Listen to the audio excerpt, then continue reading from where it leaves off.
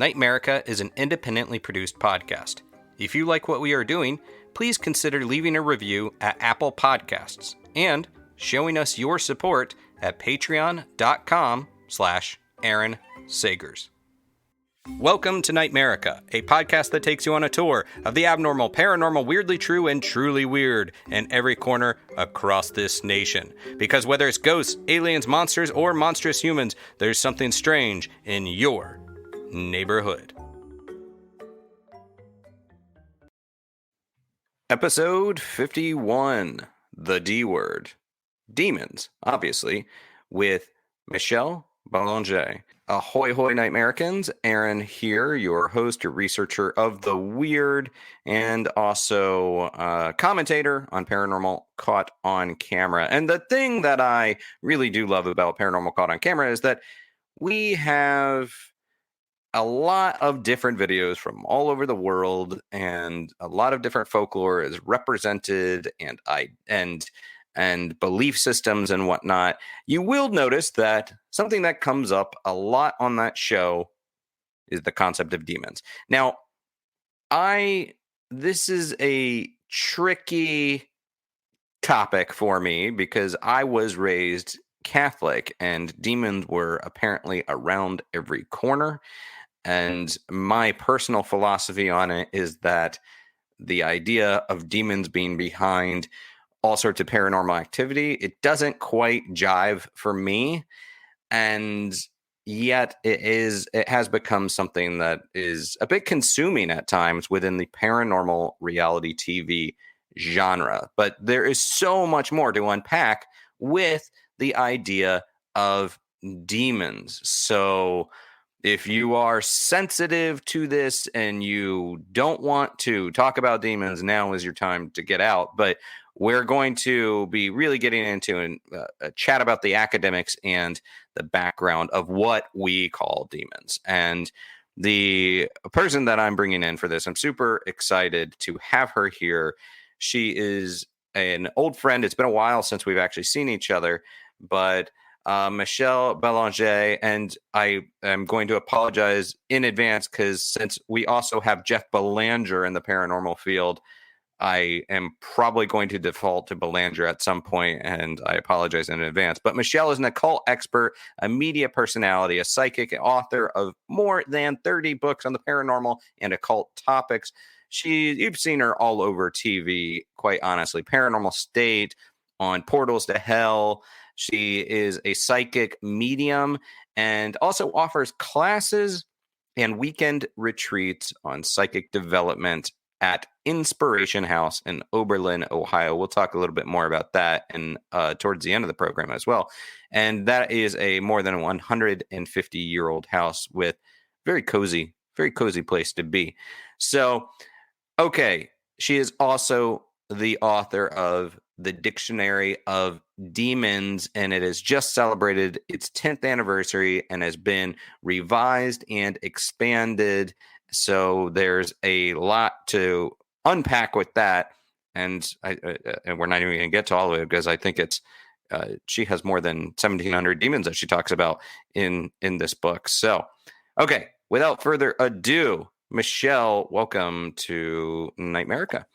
Hey, thank you for having me. And don't worry about the last name. Half my family pronounces it Belanger, Belanger, and Belanger. I go with the pronunciation from my grandfather because that's where the name came from. Yeah. I mean, it's which is funny because when I see Jeff Belanger as a gag, I will say Belanger. But, but when I'm actually trying to pronounce it, Belanger. And I'm French.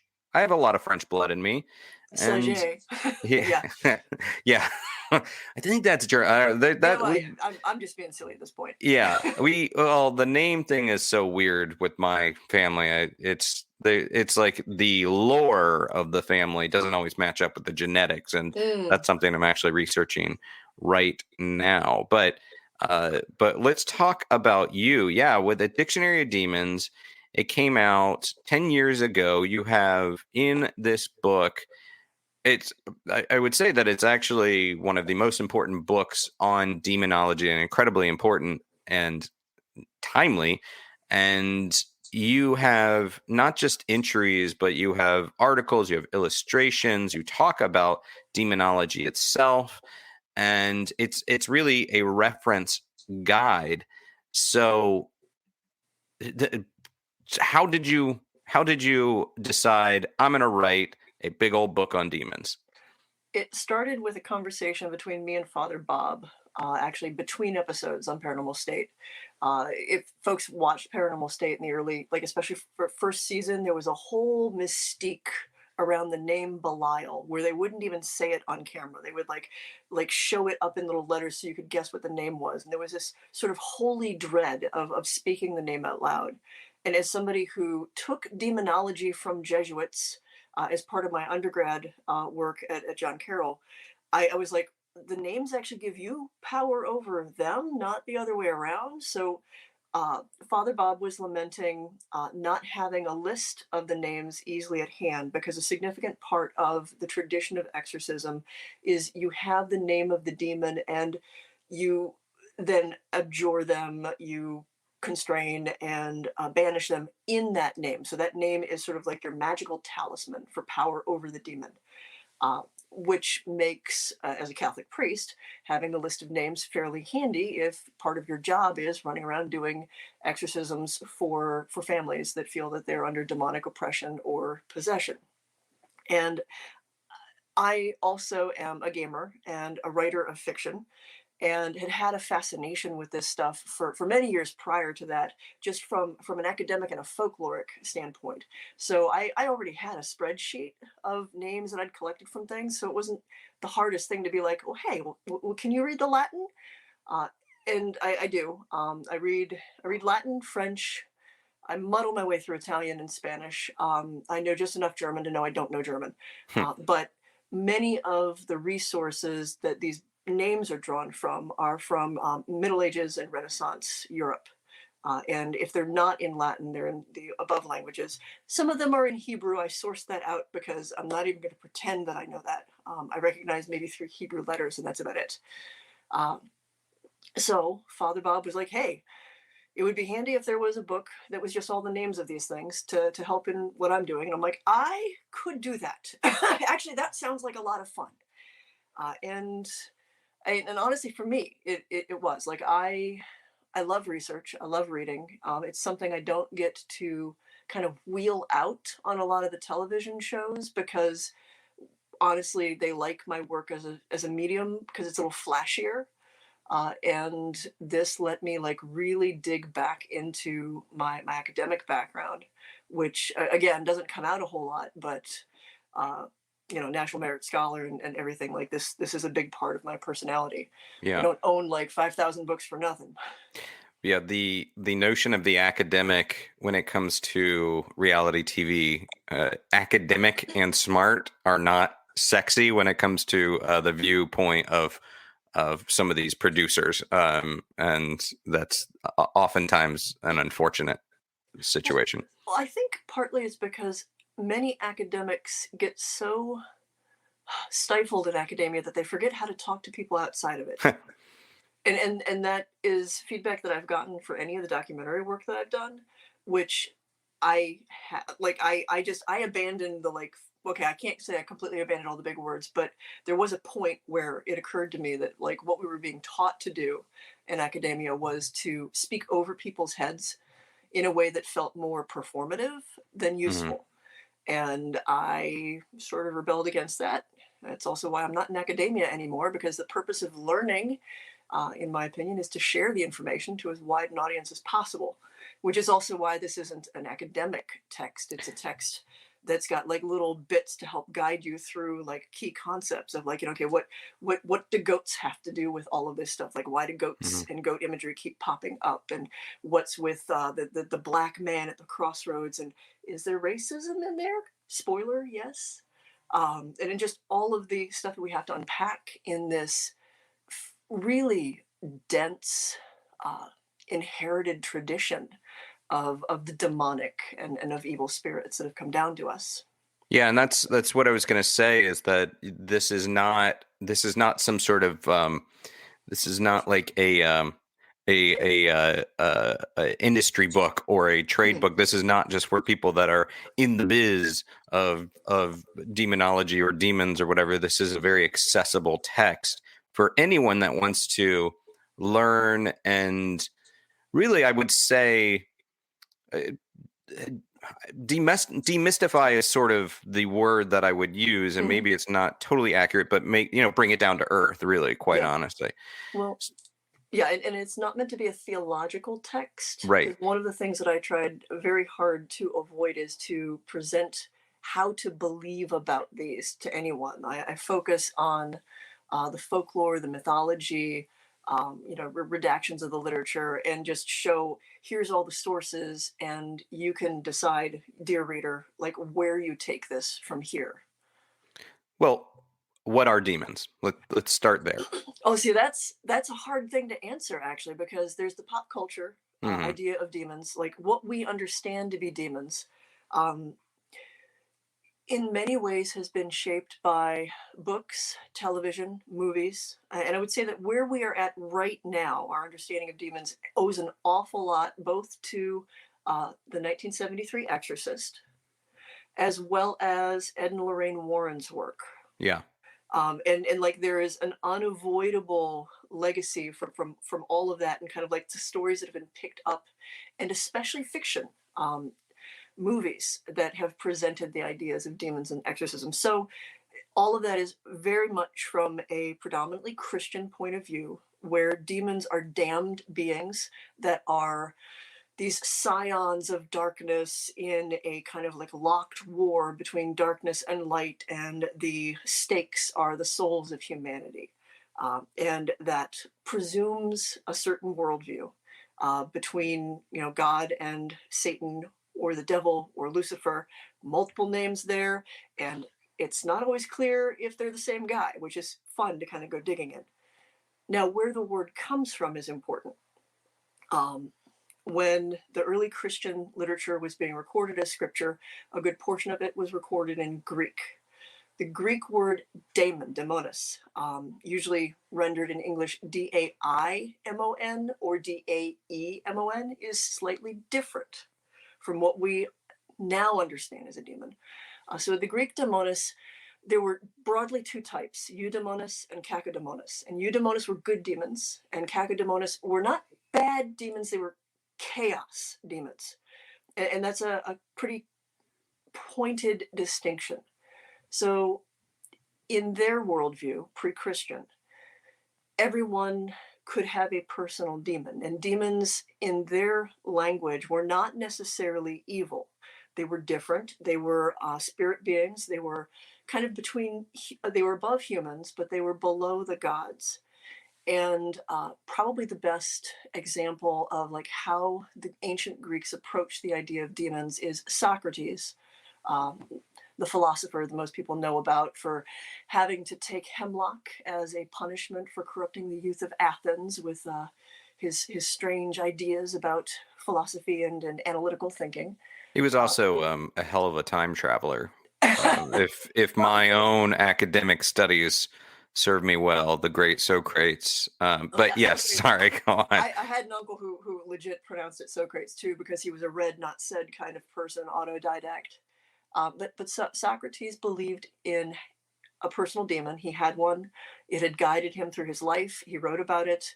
And on the occasion of his sentencing, prior to his death, he makes a comment that his his death is not going to necessarily be a bad thing, because in all other cases his demon would turn him away from something that was bad, that was going to actually harm him.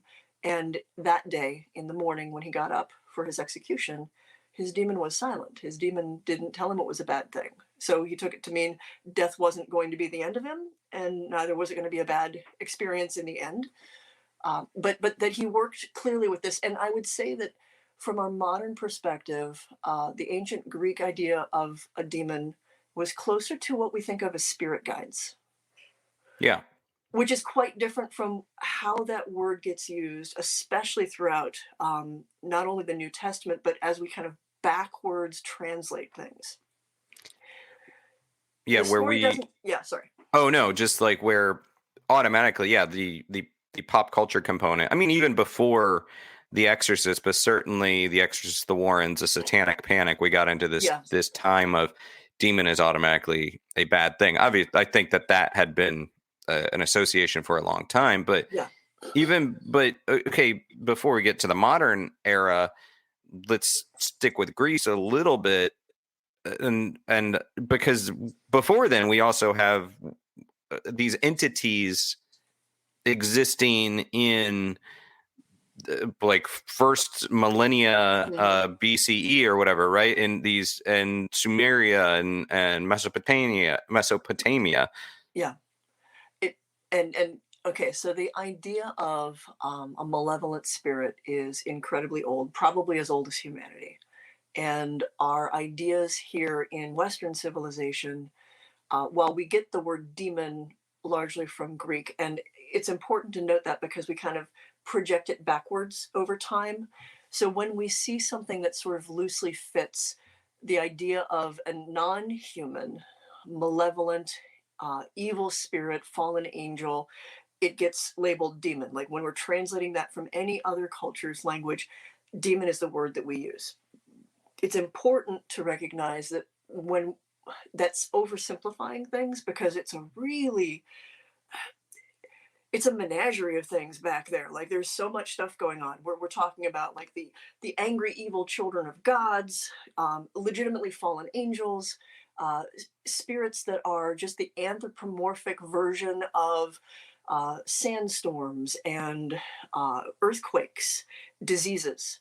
So when we go into the ancient world, uh, there's a couple of things that are really worth noting. Our idea of possession and exorcism uh, are relatively unchanged from Sumer on down. So, like the realm of Mesopotamia, the land between the rivers, the Christians got most of their demonology from the Jews. The Jews got most of their demonology from the Babylonians and Sumerians, with a whole lot of other like culture exchange as well. And I can't leave out the Muslims who are additionally, so any of the people of the book, uh, their ideas are influenced by the cultural milieu of the ancient Greeks, the Coptic Egyptians, the ancient Egyptians, and then a plethora of ancient Middle Eastern societies from, Babylon on down.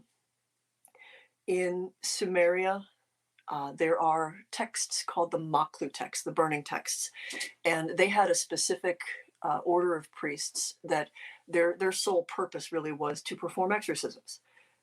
But to understand what they meant by exorcisms, if you read through the texts, medicine and magic at that time period are intertwined. You can't separate them. And so the name of a demon was often in that culture. It was essential to exorcism, it was essential to diagnosing what was going on with the person.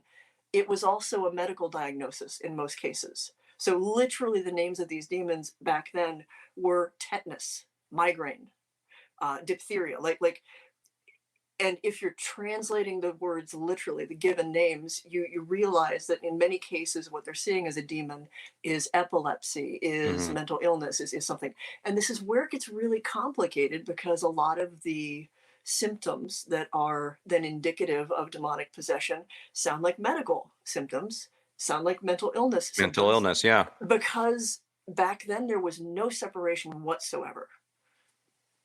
Yeah, I mean, even when we read the Christian biblical texts of Jesus casting out a demon, it if you read it more as not a demon, but somebody having a seizure or somebody suffering from some mental illness, then it tracks that way. Yeah. The but these, and correct me if I'm wrong, but these demons in the ancient times, they weren't necessarily all bad, and they weren't black or white. Good, bad, white hat, black hat. One demon could be a protector, or be the bane of your existence. Is that correct? Like, were they pretty fluid in their identity? Yeah, it's something that gets lost pretty significantly. Probably, there's two really good examples for that. In ancient Egyptian mythology, there were demons, and we don't have a better word to translate these entities. Um, each assigned to one of the decans of the zodiac. So there's like 36 little star clusters. It's kind of proto astrology, astronomy. And these demons were the things that caused certain disasters and illness and other like um, bad fate for humans, but they were also the ones that you would reach out to cause those things not to happen to you. So they were in charge of them. So they were both the curer and the causer. And that idea, that sort of dual nature where they have control over an illness. So they're the one that you go to because they're causing it. They're the one that you find some way to get them to make it go away. Like it's a really hard to wrap your head around concept. I think at this point, if we're looking back from the lens of the future, Hmm. Pazuzu is probably the best example of that. Where he was, he's a demon, but he's a demon of possession, which is to say that he's the dude that you reach out to try to get everybody else to back off. Like if somebody is being attacked, you reach out to Pazuzu. He's protective. Uh, and Yeah. that's not how he gets picked up and portrayed. Partly because he's very scary looking. Like he's this weird kind of hybrid thing. A lot of the stuff from back then is. Giant serpent penis as well, Yeah, correct? Is yeah. that, I mean, that's pretty That's a theme. intimidating. Like, no, that's a theme. Like, there's how do I put it? The ancient people were a little more earthy about some things than we might be now. And of course, before I mean, I want to hear more about Pazuzu, but we have the image of him again, going back to the Exorcist film. Maxwell Sydow is digging up in is he in Afghanistan, I believe, Hmm. and he finds this little statue of Pazuzu, and this is really where shit gets real, hits the fan, and then bounces from there to Reagan, and it's all connected. So it's all Yeah. it's all bad stuff. This is all evil. This is a bad guy. Pazuzu is a bad demon and connected to hell. But that you're saying that's not the Pazuzu we know or we should know. It's not the full story, and that's also the case with a lot of the classic demons from back then. Uh, you either have beings where our best word for them is demon, but that erases the concept of also being in charge of fixing the problem that they cause. We're such a black and white, and I think it Mhm. is also because it's connected to predominantly Christianity and religion, where there's heaven and hell. There's the forces of good and the forces of evil. We like to kind of put things in those boxes, but it's it, they it is sort of like I might be going off on a tangent Mhm. here, so you might have to pull me back. But it makes me think more of like if you are in a neighborhood where there's a heavy mafia influence that Mhm. can serve to protect you, and they are keeping things in line, but they can also be a real bad influence on your life. But it's best to be on their good side. That is actually a very apt modern analogy where they're sort of the organized crime of the other world. Where, if you give them the right things and you're on their good side, they are your best friend and they will keep all of the other bad things at bay. And if you cross them, well, you might wake up with a horse head in your bed. Right. Or um, worse. Or Well, worse. okay. So, any more that we can say about the is it the King of the Wind? Is that correct? Is that what it's been associated with Pazuzu or King of the Wind demons? I guess. Yeah, I mean, there's a number of different interpretations. Pazuzu, there's some argument that like it's also representative, like almost like the buzzing of insects or like the sound that a swarm of locusts might make. Hmm. Which when we read about swarms of locusts and they're not a very real thing for us now. Well, not until maybe 2020, where like things have gotten real weird on the planet. But uh, I don't know that we can always imagine that that was a real thing that people would have to see, and that like that was a regular occurrence. So this would also be seen as like, what? How does this happen? Why does it happen? Well, clearly something is causing it, and it's easy to have. Um, there's just a human need that when we're in a situation where we have no control, um, to create control, if Right. for no other reason than our mental health, that it's a sort of therapeutic impulse of humanity when faced with natural disasters and diseases. Uh, when we feel helpless, we create a way to feel less helpless, even if that's not necessarily like actually helping. It's making us feel better. I mean, So a lot of the magic back then, that's what that comes down to. and it also is the purpose that conspiracy theories serve today, that by having a conspiracy theory it allows you to have control over a scary, seemingly uncontrollable world or topic. It gives you a them. Yeah, It gives yeah. you a them to blame, to be angry at, to exonerate you from your not knowing how to handle a situation, to exonerate you from the sense of helplessness that you can't change it. And that's really a theme woven throughout a lot of ancient religion and magic, both of them, because back then there's very little change, like very little difference between them. Uh, the other big demons are a lot of them are gods from just competing cultures that were demonized over time, and most of the big ones that we know, like Beelzebub, probably Asmodeus, and several are actually words that became personified, like are seen now as discrete and individual entities. Belial is a great example. It just meant wickedness. The people of Belial were depicted as basically the folks who were not the chosen ones of the covenant. And so they were wicked. They wore many colored clothes. They danced. They celebrated. They were not the austere, sort of stoic, Israelite people chosen in the covenant of Abraham. And over time, Belial just was assumed to be a being as Hmm. opposed to a concept. Mammon is another one, which is just greed, wealth, riches, the corruption thereof. And because Beelzebub and Asmodeus are pretty well known names for anyone that's read enough comic books or watched things like Lucifer or even Supernatural at this point, give us just a brief rundown on who those cats were according to their origins before we just loop them into the damned. NightMerica is brought to you by the Smell of Fear Candle Co. I love the way a candle can change the entire vibe and character of a room, and Smell of Fear brings a lot of literary and film characters to a room. These scents are inspired by characters and settings from stories and history. For example, there is the Telltale Heart candle from the Essence of Poe collection, and that smells like the infamous oak floorboards with just a hint of tobacco that I imagine the crazed narrator of that story was frantically smoking. I also dig the Gonna Need a Bigger Boat candle from the Cinematic Sense collection.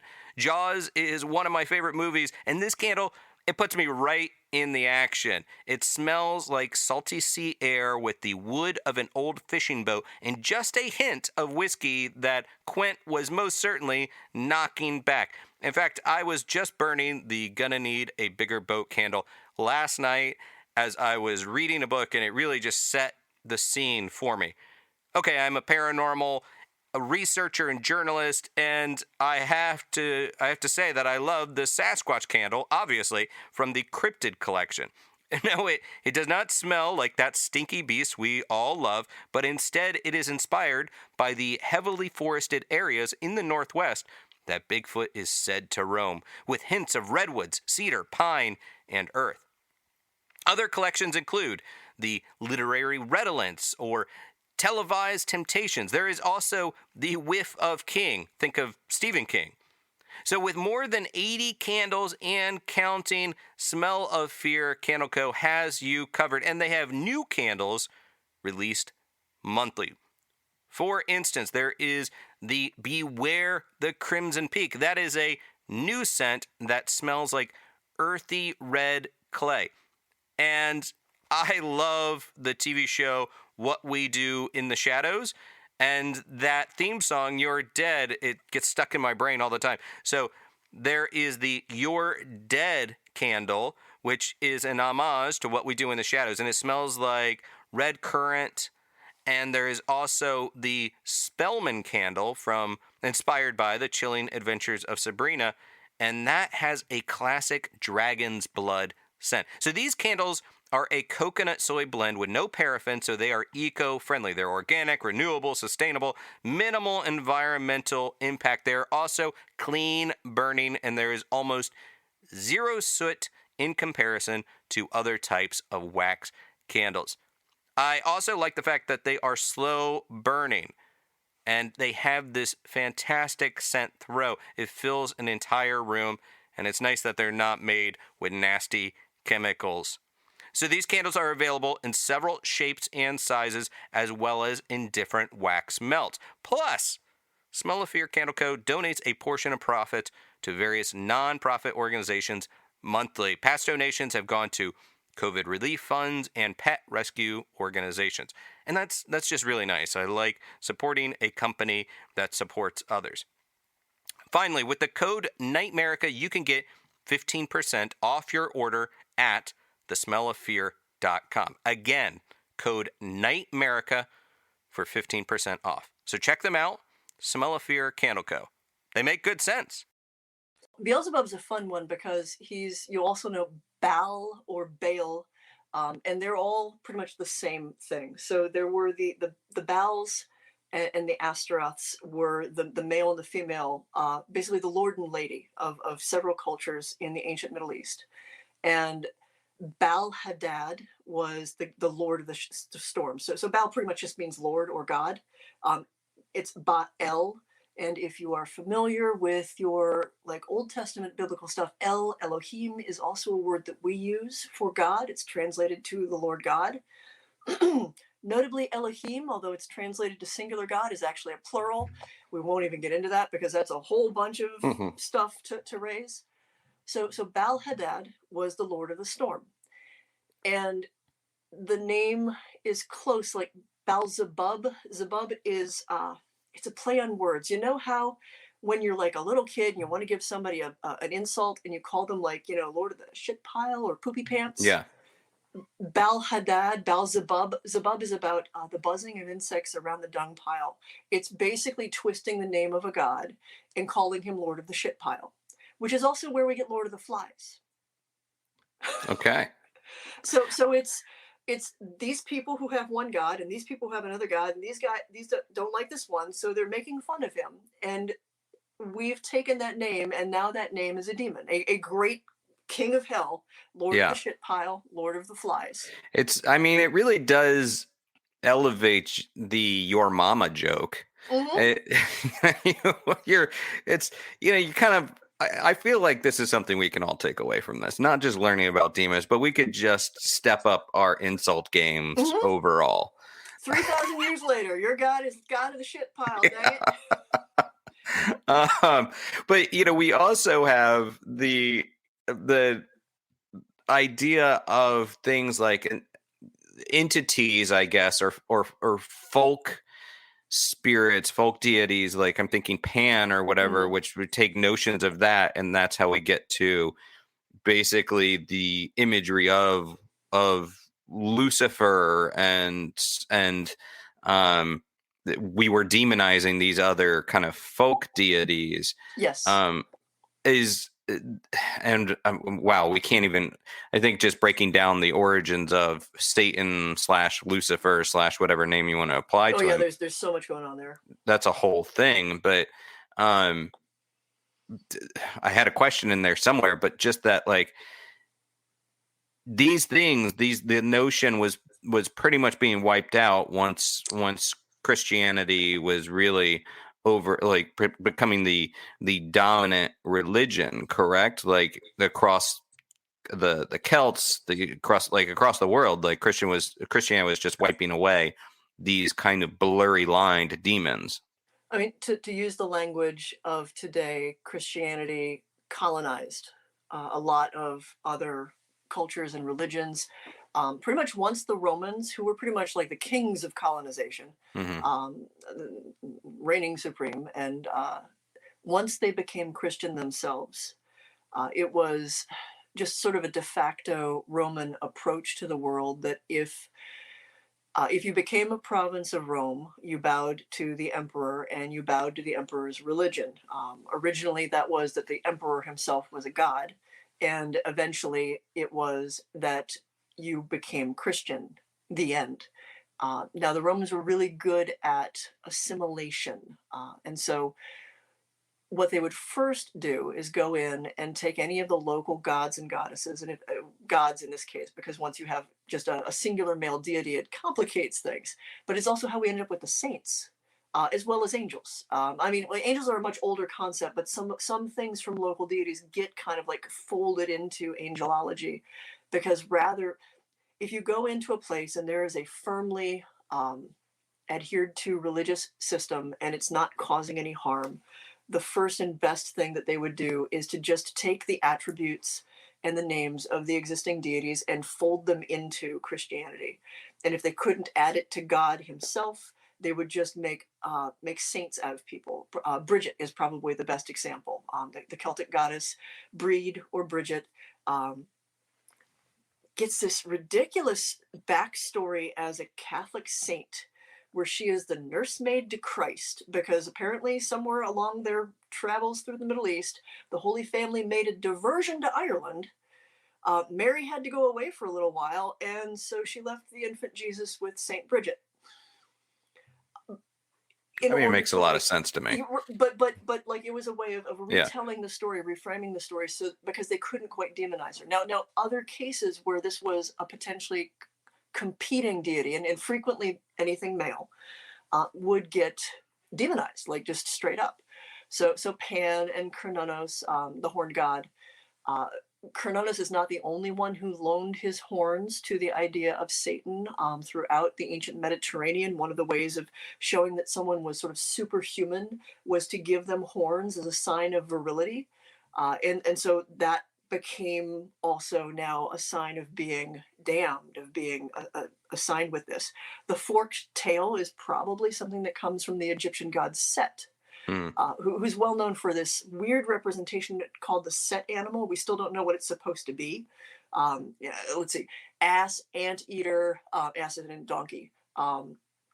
Extinct type of dog. Like nobody's quite sure. It's got these weird cropped ears, this sort of like droopy nose, Right. and this tail that forks at the end.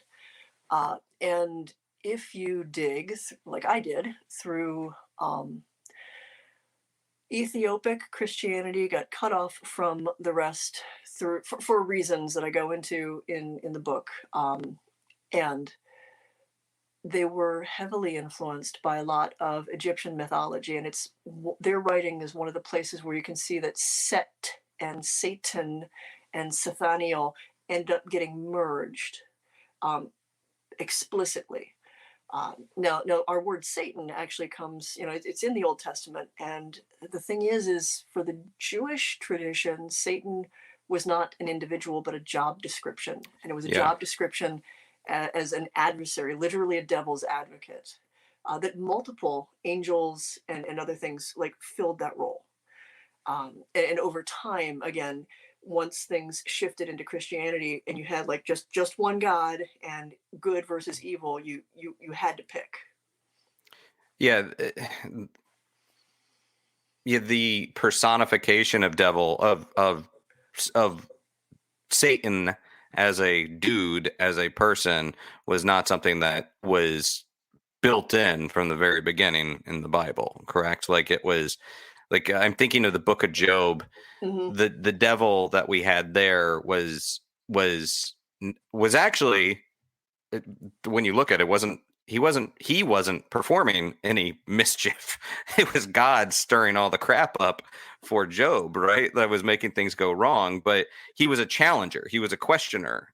Yeah. So the angels of the Old Testament are almost certainly the surviving remnants of Jewish polytheism before monotheism. And the book of Job is one of the few places where you really see those remnants, because there is that kind of iconic moment where the Satan walks into the council of heaven.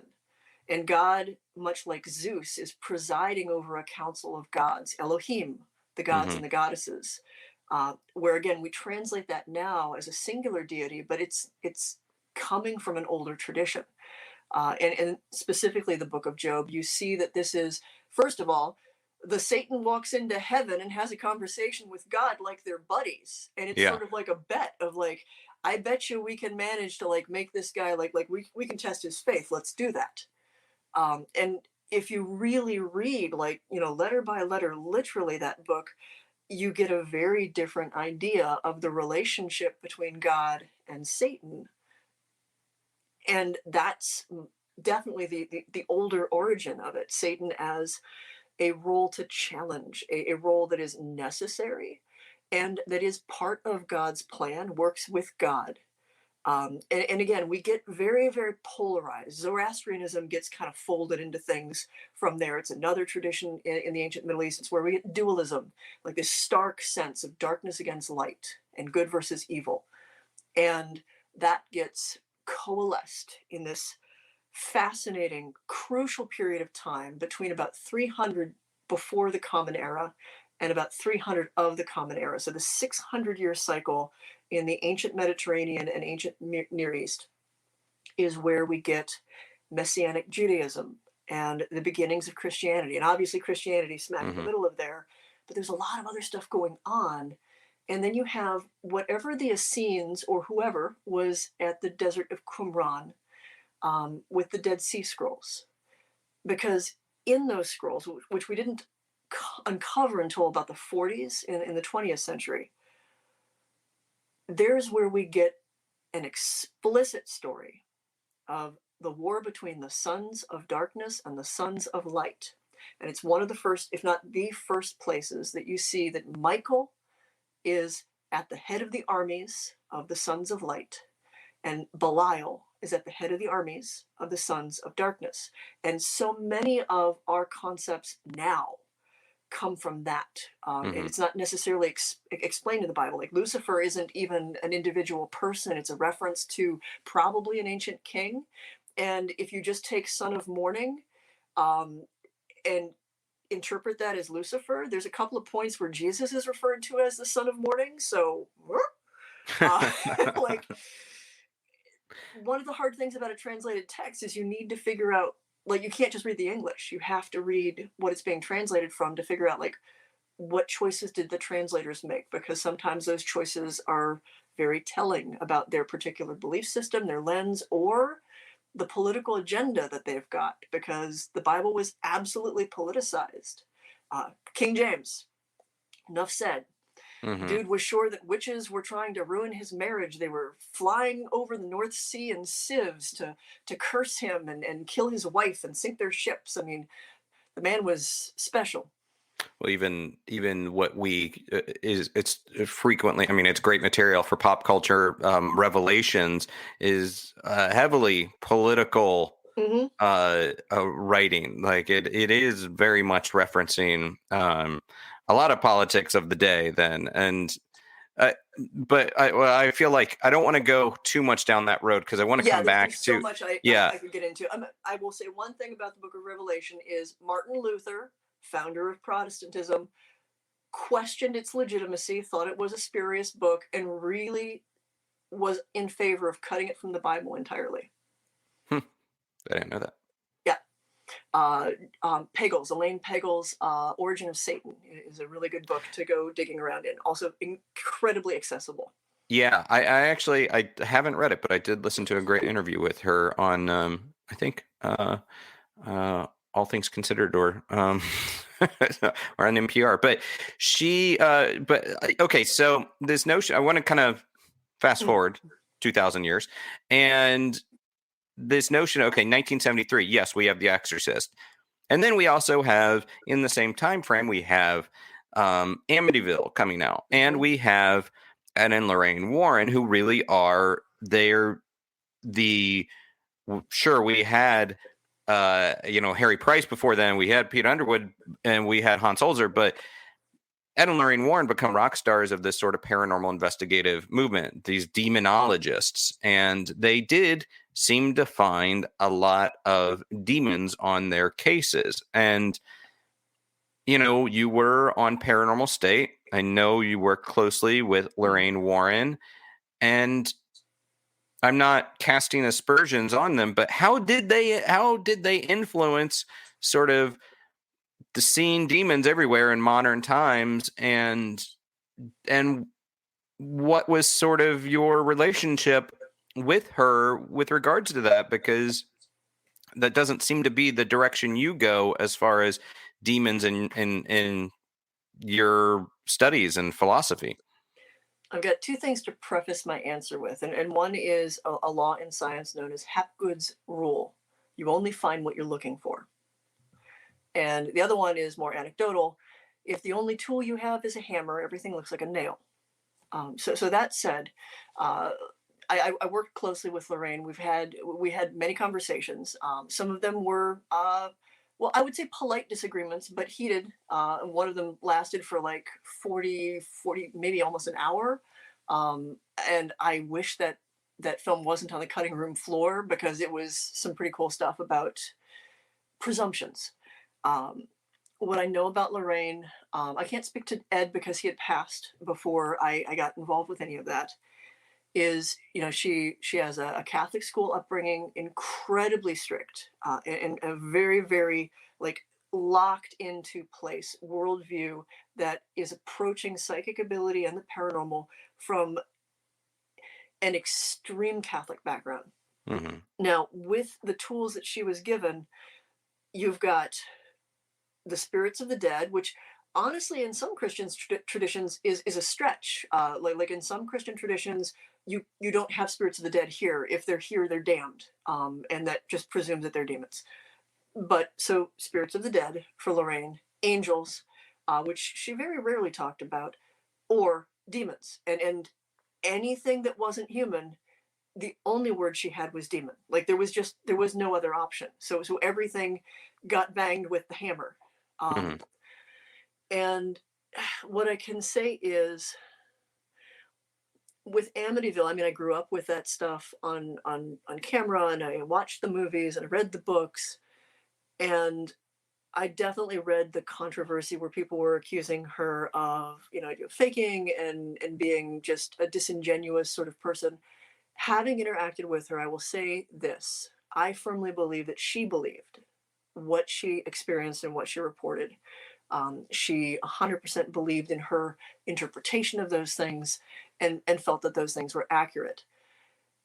And that said, she was working through a lens that I think was very limited. When every tarot deck is a portal to opening demons into your life, and every Ouija board is automatically going to summon the devil. I mean, first of all, that's a very terrifying world to live in. And it's just not how I experience it at all. Uh, I hate to say it, but I think many of their portrayals of the occult and paranormal, um, if they didn't directly contribute to the satanic panic, they certainly became very easy tools to help spread that terror that there were in fact these demonic entities that were in kind of a renewed witch craze out there trying to claim human souls.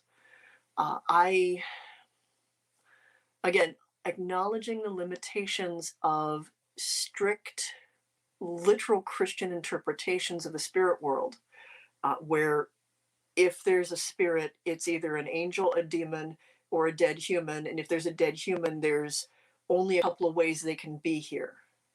Because if they're not in heaven, obviously they did something bad. They're either in limbo to be present, or they're on their way down, and therefore they are also minions of Satan. Like the difficulty is the worldview from which they were working. Yeah. What do you What do you believe? I mean, you've researched this, but what's your belief with regards to demons? Well, as somebody who's got a background in comparative religious studies from a scholarly point of view, I try to make a clear distinction between my identity as academic, where we're talking comparative religious studies and mythology and folklore, and experience, because the scholar and the psychic are kind of necessarily separate from one another. Psychic is more about subjective experience and, things I can't necessarily cite. From my personal experiences, I can see why there is a class of spirit beings people have no better word for than demon. I have a very, very narrow definition for that, where for me, I do not think that this necessarily uh, is tied to a god and a devil or the sense of damnation or redemption. But knowing just the folkloric reality of this concept that's come down to us in our society, there are a few instances where I don't have a better word for what we're dealing with, but it has to be demonstrably not human. Doesn't seem like it's ever been human. Right. Operates in a like a psychology that is completely alien to us. Malevolent, actively malevolent, not just misunderstood, not so desperate to communicate that it's sort of like flailing and fumbling, actively trying to do harm. So non-human, malevolent, intelligent, not just kind of like clever, but like smart, cunning. The sense that this is something that is evil genius level of smart, um, old and patient. And then the final one is, for whatever reason, fixated on people, usually in a way that is doing harm to them, oppressing them, or actually trying to crawl into them and influence their behavior. And if those boxes get checked, I don't have no recourse but to go, we're dealing with a demon. Um, but it's important, I think, to clarify that when I use that word, I don't mean that we're dealing with Satan or we're dealing with Lucifer or we're dealing with a damned being. We're dealing with something that culturally we have no better word for. And what does that mean? Heck if I know beyond. Every once in a while there's something like that out there. But let me please be very clear. I have been doing investigations and research and whatnot for, God, since the 80s. So, however long that's been. And I can count on one single hand the number of times where I was convinced enough for what we were dealing with that I was willing to give it that term. Yeah. So, a very, very tiny portion. Yeah. It is. It's something, like I said at the top, something that I struggle with as well because, well, not struggle with, but it's something I struggle with explaining and defining because I think there are a lot to just say heaven, hell, demon, angel is feels pretty narrow Mm-hmm. in my opinion, and so I think there's a lot of other possibilities out there. But your classifications of, so you think you might be a demon, the ticking Mm-hmm. off the boxes does actually sound, though, very traditional Yeah. in the biblical sense, Yeah, well, and it's Judeo Christian informed. sense. Yeah, it's not just Christian, but it's informed by the Sumerian and Babylonian stuff that Yeah. I've read, and honestly, like all of the stuff mainly from the what we think of traditionally as Western culture. I've also delved into Tibetan Buddhism and Hindu beliefs, the yokai and whatnot in a bunch of other places. I regret to say that I don't have a lot of background in most of the rest of Africa, not only Northern African traditions, because honestly, there's just not a lot that was available, especially academically back then. There's a lot more becoming available now, but there was a huge dearth of that. What I can say from comparing multiple world traditions, at least the ones that I've had access to, is there is definitely an overarching theme that there are spirits that are adversarial to humanity. And that they are older than us and that they are more powerful than us, but they are not necessarily gods. And their origin stories vary broadly, but at the same time, the sense that they're always here. Uh, One of the most convincing origin stories for like why there are demons and why they've got the problem with humans from a Christian perspective actually comes down to like three fairly obscure lines in a pseudepigraphal text called the Book of Enoch. The Book of Enoch is where we get the concept of, well, it's not the only place we get the concept of Nephilim and the Watcher angels.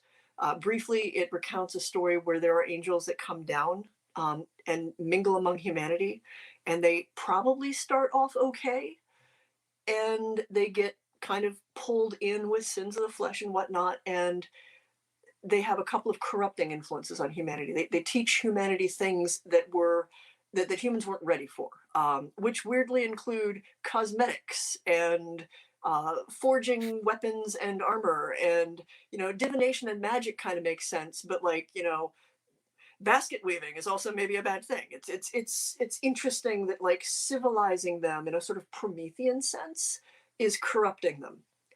So bad things happen. A judgment comes down from heaven, and the judgment is that the Watcher angels themselves are going to be like bound forever because they can't be destroyed. And then their children, who are sort of human angel hybrids, and therefore not entirely of heaven and not entirely of earth, they also can't be destroyed spiritually. So they are set against one another. They're killed physically, and they can't leave. They're tied to the earth. They can't go any. They don't belong anywhere. They are aberrations. And these two, I think it's about two lines, where they basically then linger on the earth forever, angry, jealous, and seeking to lash out at humanity for what they no longer have.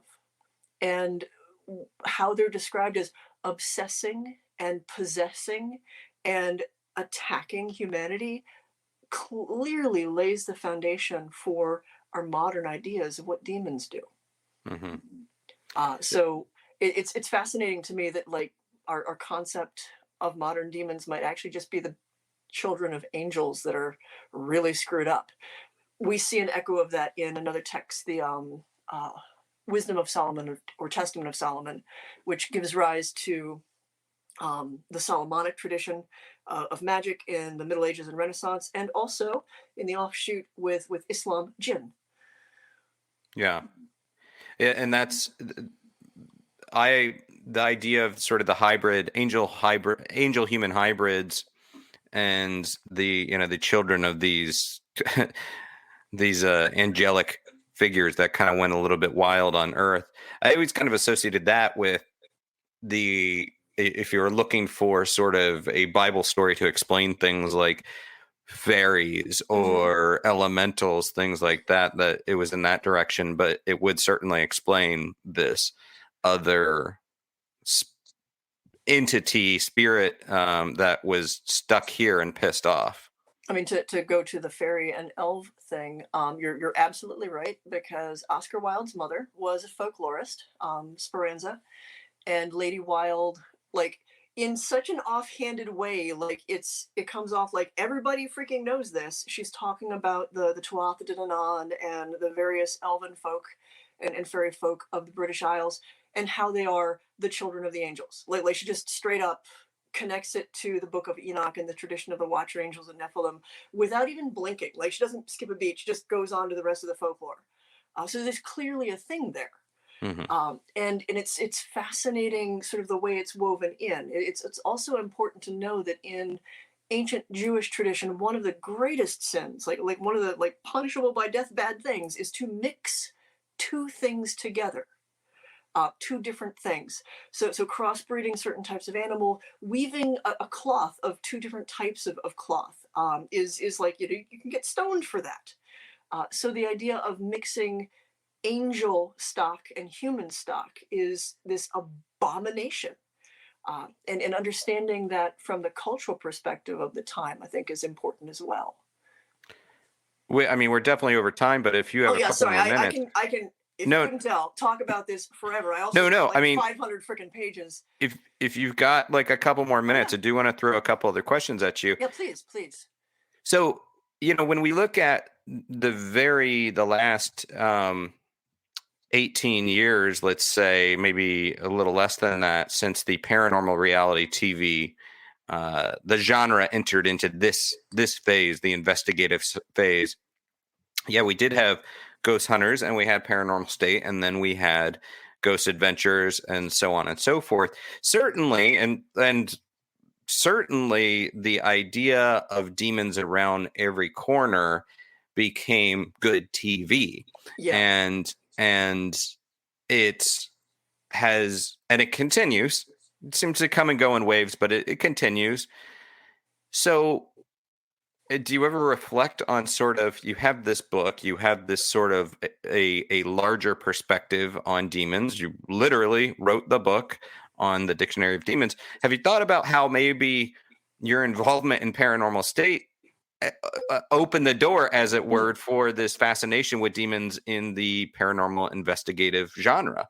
I mean, I'm going to say that that ship sailed long before I got brought on. One of Sure. the reasons that they pulled me on, Elfie and Josh particularly, was to have a different perspective.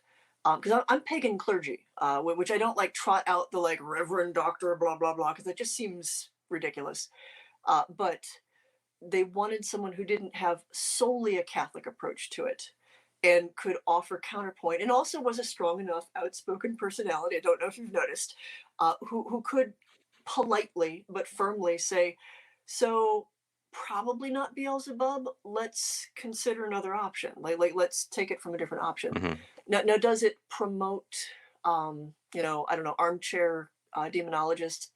Inevitably, but I'd rather they have access to a book that has 17 pages of bibliography where they can then go do more research to like actual credible scholarly articles and papers and books, than someone who's just going to sit there and only take a theological perspective, because while that is one approach, it is a narrow lens. And I think even if you have a personal religious belief in this, it behooves each person to understand where those beliefs come from and how those beliefs were shaped over time, and what pieces maybe you just sort of picked up and assumed were accurate because they were presented to you as matters of faith, but maybe should be examined a little bit more. Yeah. And I most certainly agree. And let me Yeah. clarify with the book. I mean, I'm so excited that this book exists and that you've done this, because I do think, researching, doing your own research, uh, and having the academic grasp on, even though this is not a stuffy academic book. This is a very accessible book, but I think this is a great thing. I, however, feel conflicted at times, Mm. even with my own involvement in the entertainment component of paranormal TV. And that is what it is. It is entertainment about coaching, not coaching, but perhaps inspiring some people to think that there is a demon around every corner, and perhaps Mm. behind every potential paranormal phenomena that they are experiencing. I think that has, I mean, again, that ship sailed Mm. long before I was on TV, but But it, yeah, I no, mean, I certainly, yeah, no, I do agree with that. Like it is a concern, and I cringe a little bit for shows that like hit that nail a few too many times, like where it's like every yeah, single opportunity. And especially one of the hard things with paranormal reality TV that I don't know that the viewers always are cognizant about is it certainly at the beginning was seen as an offshoot of the horror genre. That this is, we're telling ghost stories. And so when production companies and channels sort of are approaching this as horror, uh, it's about the scares. And there is some maybe unspoken pressure to sensationalize certain things. And I do think that there's been an impact on people. The number of folks who reach out to me about the Dictionary of Demons because they're afraid to buy the book because it's got the names in it, and they are certain that that's going to invite something to their home, or haunt them, or even get them possessed by reading it. Like that it's some sort of Necronomicon, and you say Klaatu, Bariktu, Niktu, and like terrible things happen. And it's really hard to fight uphill against the easy pop culture portrayals. yeah. Which we know that by, yeah, getting, I mean, even in The Exorcist, getting the name of it allows them to defeat it. Knowing, not being afraid to say Voldemort Yeah. takes the power away from Voldemort. I mean, He's not a demon, but same concept yeah, basically. and I mean that's scripture. The Mark and Luke, the Gerasene demoniac, which you referred to earlier. You're like, it's where we get, our name is Legion, for we are many. Uh, the key part. Jesus is doing his exorcism by the book in a way that the folks of the ancient world would recognize as something that the Asipu priests from Sumer and Babylon would have done, where he demands the name of the being, and then he casts it out in a more powerful name. So he gets the name of the demon and then he invokes the name of a god. And that was a key part of exorcism in the ancient world. All about the names. The names were the talisman. And the trick here was that there were so many. There wasn't just one name. And also sort of having that sacrificial substitute, because if you're familiar with the story, he then casts them out into a herd of swine, and the herd of swine go wild and go off of a hill and, off of the cliff, and they all die. That was another key part of ancient exorcisms. The demons were usually moved from the person that they were either attached to or literally in, and then put into either an object, an icon, or literally like a lamb, a A goat, goat, pig. Yeah, a goat. A goat was fairly common. a There scapegoat. is literally that, and then that animal was either ritually killed or treated in some way to then harm the demon, bind the demon, or ritually kill the demon. Because you didn't want to kill the person. Obviously, that was the whole point of the exorcism, was to get the whole thing out of the human and then push it into a proxy. And I have just two more questions, Oh no, maybe three. But I will talk about this until you shut me up. So just FYI.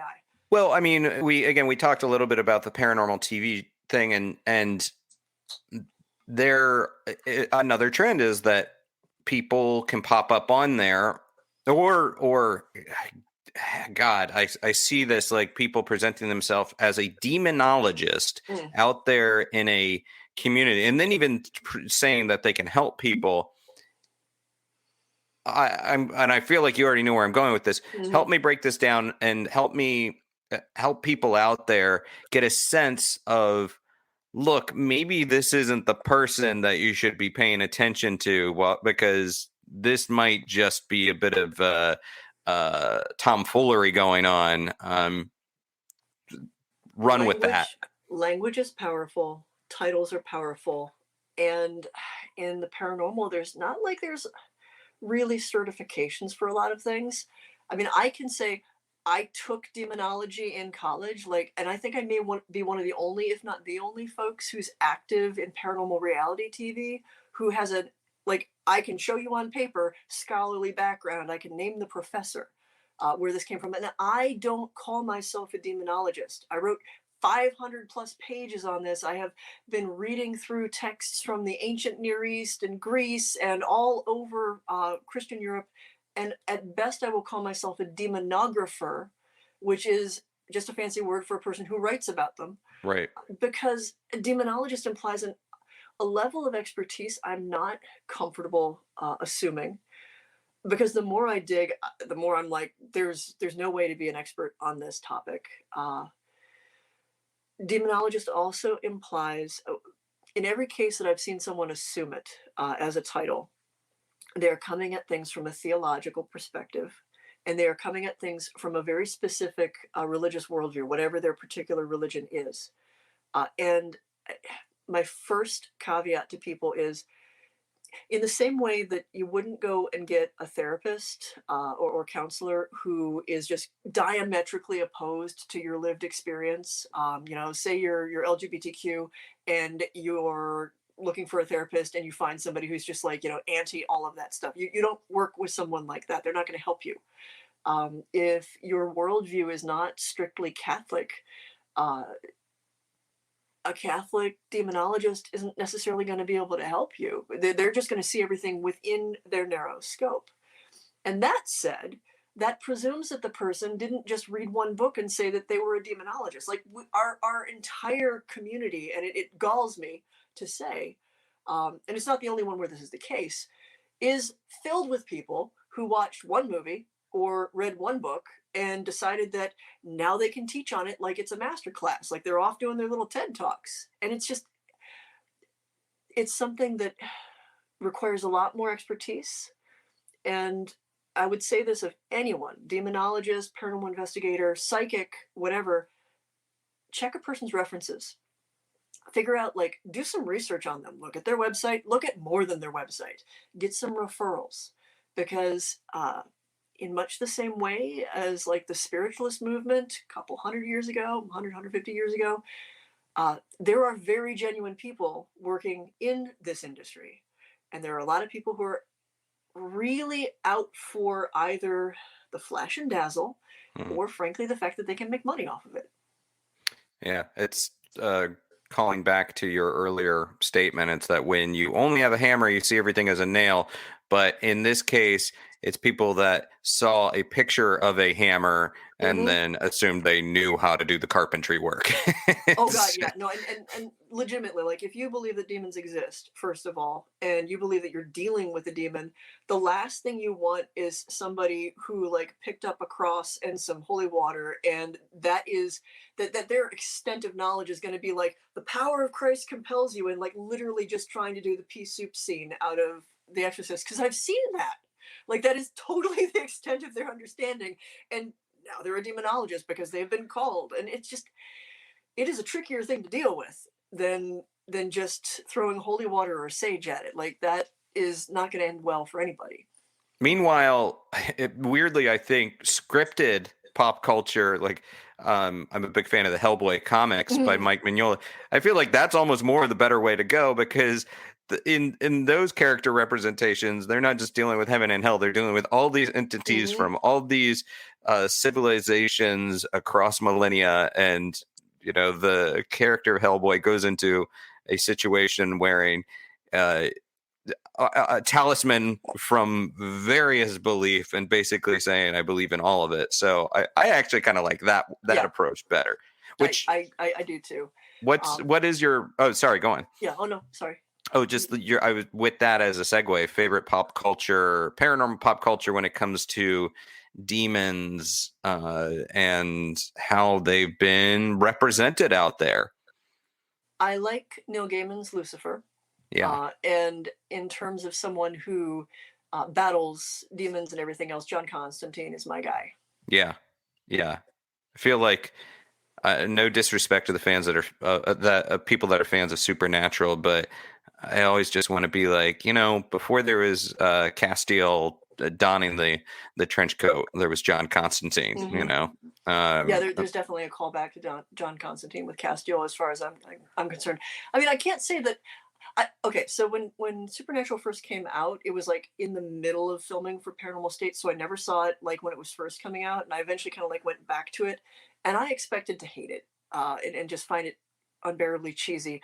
Enough people had called me Bobby, uh, that I was like, okay, I need to understand this, and honestly, especially like the first three seasons were pretty good. Like, and, yeah, and the writing was surprisingly good. Like, I can see why it was the hit that it was. A lot of genuine heart from the people involved in it. So I won't diss it, but no, it definitely took a Gonzo approach to the supernatural and paranormal, and yeah. just threw all the spaghetti at the wall. Yeah, which I actually do like about it. It's yeah. I mean, I think it's a fun show. I think it was a fun ride. So, well, and finally, before I let you go, you do so. I mentioned this at the beginning. There's Inspiration House, which is a retreat center and Airbnb. Correct? I mean, tell me a Yeah. little bit about and it's more than 100 years old as well. So tell me a little bit about Inspiration House. Okay, so the idea behind it was I don't do paid psychic readings for a lot of personal, mostly ethical reasons. What I feel much more comfortable doing is teaching other people how to do stuff for themselves. Like I'm all about that. The trick was trying to find a good location where folks could be cozy, sit down, and ideally it was haunted enough that we could basically do medium training sessions, and spent some time kind of like casually looking for things, and this listing popped up on the market, close to where I do or used to do an annual convention. Hopefully again we will be able to do it, and It was this 150-year-old brick house that had been hand built by this father and son carriage maker duo for the son's like new wife and everything, and had changed through a bunch of different families, um, and it just first of all it just was beautiful, redone, charming, and kind of ideal, multiple bedrooms and everything. And when I first walked in, I was like, this place has a real interesting feel to it. And realtors in some states have to tell you if there's been deaths on the property and if there's a haunting or anything like that. Not in Ohio, Hmm. but I will say that the two ladies who were showing the house sort of very gently said a few things that seemed like, well, not everybody's comfortable with the energy in this house, and like a couple of things. And this thing had just been listed for like over a year. And there were some weird things about it. Like the previous owners had left everything. Like the house was just full of their stuff. It looked literally like one of them packed a bag and bugged out in the middle of the night. Their prescription bottles were, I mean, like everything their Wow. taxes were still there. Like everything was still in this house. So I'm like, so what's the story and why has it been on the market for like a year and a half? And they're like, oh well, things. And it got to the point where I started to like, go, did somebody commit suicide in this house? Because it's starting to feel like that. Long story short, it's haunted. Like I don't like to go 100% on many things, but I am convinced the place is haunted, and not in a bad way. But as hauntings go, it is one of the most physical in terms of activity that I've personally been at that isn't negative. It's just a bunch of old dead people who didn't want to move out. Hmm. And they rattle around and they bang things and they walk up and down and they're very, very chatty. And it was perfect. So right before all of the pandemic stuff, so 2018, we closed on it and started running. Had to fix it up a bit because it is 150-year-old home. Uh, and I put in a display room with some haunted objects and a whole bunch of like things that I'd collected over the time. So, scrying vessels and weird crystals and paraphernalia from Paranormal State. But the display room is a little bit less a museum and more uh, working on psychometry, working on reading like which of these dolls is actually haunted and which of these dolls makes you think it's haunted because it's a doll and we've seen so many images of haunted dolls. Hmm. Um, so prior to the pandemic, we would do weekend retreats and work on psychic development, work on dream work, do ghost hunts, and try to communicate with the folks there and kind of like help people understand what that communication actually feels like versus the sort of things that we may project on a space based on our expectations. Um, I've moved a lot of my classes because of the pandemic to online, and so like my patreon.com/haunted is where I do most of that, but I'm hoping to be able to get back in person. With COVID, I'm not there personally, but we do follow the Airbnb protocol. So if people want to pop in and just do like a weekend ghost hunt, we have very limited availability where they can just kind of rent the place and run and do whatever they want. I've got a big book of all the research and the death Oh, cool. certificates. Like Oberlin is fantastic for keeping its records. So I've got records on folks that like go back from the father and son who built the place, the 5 or 6 different people who died in the house of old age. These were people that like loved the house enough they just freaking didn't leave. And I just all the fun stuff. Any And white squirrels on the property? yes, occasionally. Also, there's a black walnut in the backyard that was probably planted when the house was built, and it is certainly home to many squirrels, some of which are white because Oberlin has a weird quirk for producing albino squirrels. Yeah. That's my main takeaway from having Mhm. been there a couple, for a few weeks at a time. But Yeah, the it's like we got the white and the black squirrels. Kent State has the black squirrels. Oberlin yeah, has the white squirrels. The two like really progressive hippie schools can just like have the battle of the squirrels. I like the white squirrels more. But the Inspiration House, people can find it inspiration36.com, also on Airbnb. Look up Inspiration House. And as far as Michelle's work, well, the Dictionary of Demons, you guys can pick that up. 10th anniversary edition is out, and there's more than 200. You added 200 entries on Yeah, there. well, there's been so much more scholarship in the past 10 years, and a lot of academic papers. It used to be kind of frowned upon.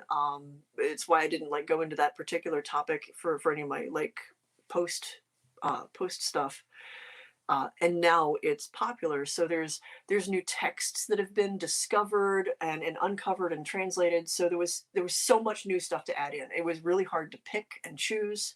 I added a whole bunch of more articles, as well as a lot more stuff into like the Essenes and the Dead Sea Scrolls. And there's weirdly an audiobook. That's awesome. Which Do you read it?